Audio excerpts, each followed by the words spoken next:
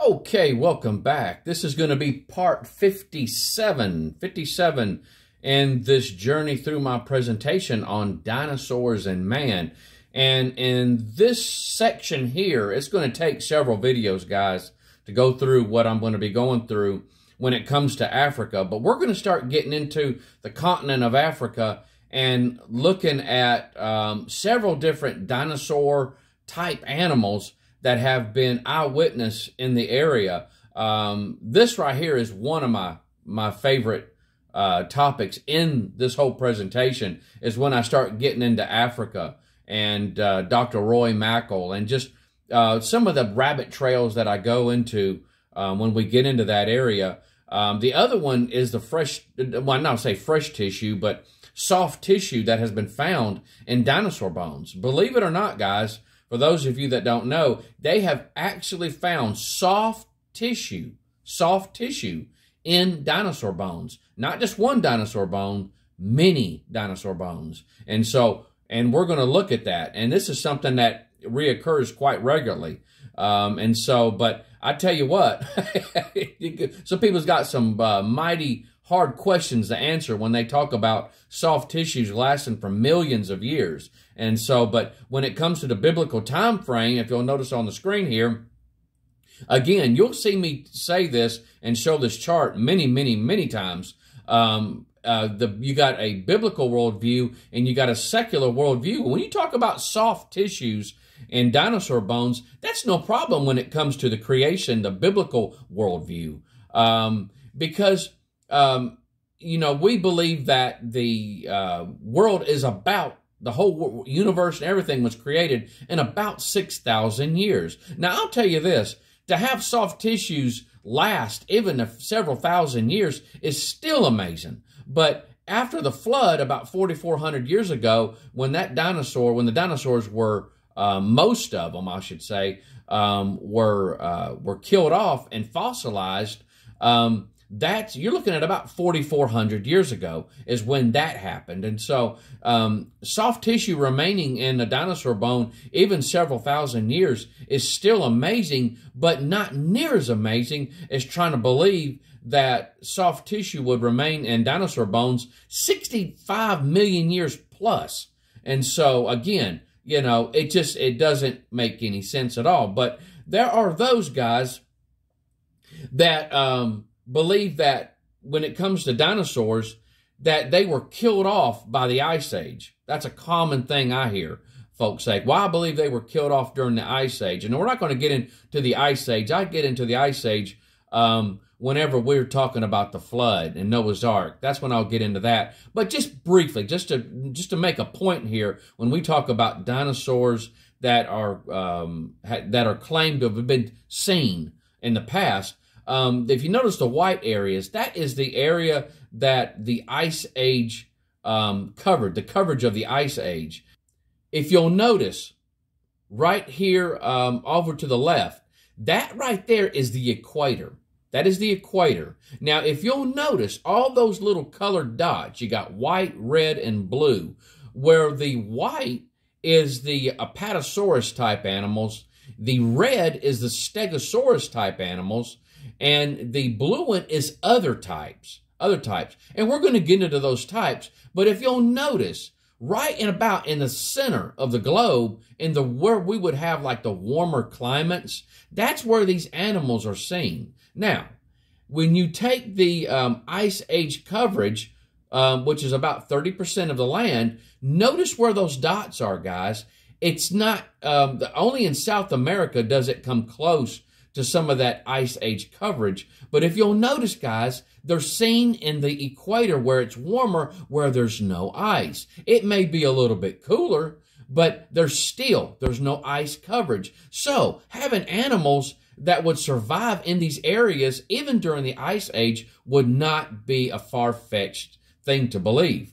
Because this is such a large block in this presentation, we're going to go about as far, I'm going to try to keep it within a 10-minute section or a little snippet. and then we'll come back and we'll get it again. Again, no hurry, and you guys can kind of chew on some of the things that I show you until next time. And so, but we're going to center on Africa. That's where we're going to start off at. We're going to be in the Likawala Swamp. If you'll notice that red circle right there, the Likawala Swamp. Now, in the book of Job, chapter 40, verse 21, it says he. Now, the he is Behemoth. That's what it's talking about, Behemoth. Now, if you'll note, so for some of you that's been watching my stuff quite regularly, we had already talked about Behemoth in detail. We went through the entire chapter 40 in the book of Job, and we detailed that scripture.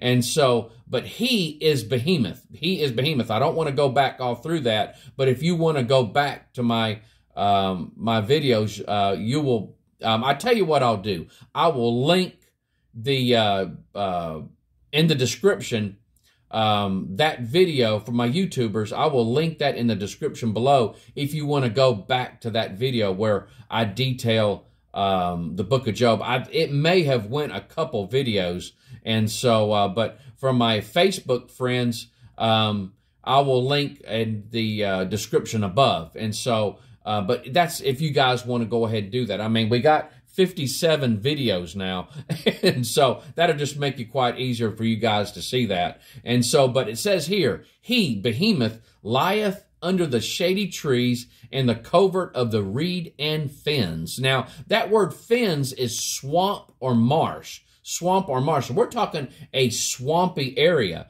And what's really interesting in this book, which is right here, this is a good thick book, guys, and you guys can see I have tabbed this baby to no end.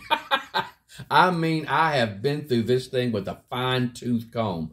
But this is the book by Dr. Roy Mackel. It's called A Living Dinosaur. A Living Dinosaur. Absolutely fascinating book. I mean, fascinating. If you are into cryptozoology and dinosaurs that are still alive, you need to get this book. And so I will say this. Good luck going on Amazon. I was going on Amazon, it's a number of years ago, where people were selling this book for $125 a book. And it may be even more than that now. I think when I bought mine, oh gosh, I bought this thing, oh, it's well over a decade ago. Maybe even 15 years ago, I want to say. And I want to say it cost me about somewhere around $25 to $40 for the book. But there are people that are price gouging books on Amazon. And so just be leery. I mean, maybe go on eBay or something like that. But that's when I got this book. And so Dr. Roy Mackel is deceased now. He's no longer living. And so I'm not even sure exactly if they're reprinting the book or not. I'm not sure. But it is a book worth getting, though. It is a very good book. And so as you can see from the tabs that I have in this thing, we're going to talk about this extensively. And so I'm going to try not to leave too many stones uncovered. But if you notice on the screen here, in this book here, now Dr. Roy Mackel is an evolutionist, but he brings up the Bible. He brings up the Bible, and he brings up Behemoth. And he states that Behemoth sounds like a dinosaur. It sounds exactly like that. And so I thought that was really interesting that he would be open-minded enough to talk about this. But guys, this information I'm about to give you is from an evolutionist. This is from somebody that believes that these animals supposedly died off about 65 million years ago. And so, but this isn't somebody that's a Christian, not that I'm aware of. And so, but at any rate, this is what the United States looks like in comparison to Africa. Look at that, guys. Africa is just a gigantic continent compared to the United States. And the Likawala Swamp in the Congo and Zaire is about 55,000 square miles, guys. And listen, guys, the swamp is 80% unexplored. 80% unexplored.